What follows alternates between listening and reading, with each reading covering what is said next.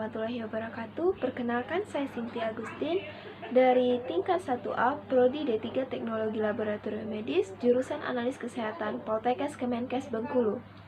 Di video ini saya akan menjelaskan alat laboratorium, yaitu spektrofotometer. Spektrofotometer merupakan sebuah alat yang ada di laboratorium yang digunakan untuk mengukur absorbansi dengan cara melewatkan cahaya dengan panjang gelombang tertentu pada kaca objek atau kuarsa yang disebut kuvet.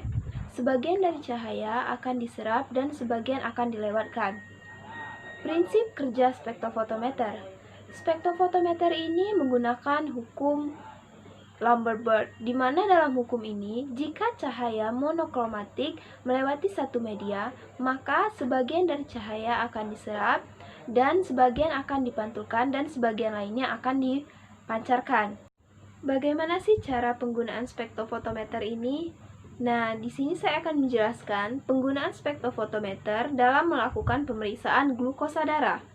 Tujuan dari pemeriksaan glukosa darah itu sendiri, pertama, memeriksa apakah ada kondisi hiperglikemia atau hipoglikemia. Kedua, membantu diagnosis penyakit. Ketiga, memantau kondisi glukosa darah pada penderita diabetes. Langsung saja, ini dia video penjelasan tentang pemeriksaan glukosa darah menggunakan spektrofotometer.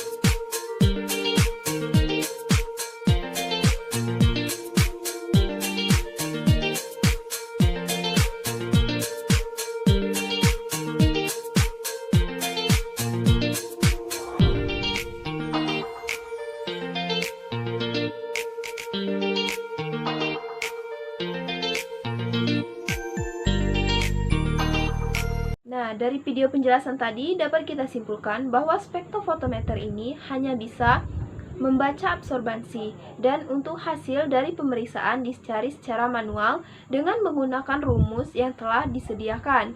Untuk pemeriksaan glukosa darah sendiri, rumusnya absorben sampel dibagi dengan absorben standar, kemudian dikali dengan kadar standar glukosa, sehingga didapatlah hasil dari pemeriksaan glukosa darah menggunakan spektrofotometer.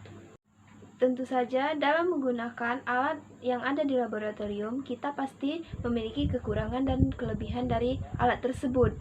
Nah, kelebihan dan kekurangan dari spektrofotometer ini pun pastinya ada. Yang pertama, kelebihannya yaitu panjang gelombang dari sinar putih dapat lebih terseleksi.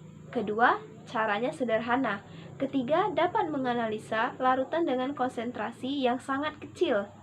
Kemudian kekurangannya, pertama, absorbansi dipengaruhi oleh pH larutan dan kebersihan kupet.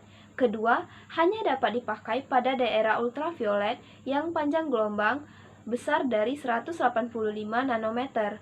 Ketiga, sinar yang dipakai harus monokromatis. Untuk menjaga alat dapat bertahan lama dan dalam kondisi yang bagus, pasti dilakukan dengan perawatan.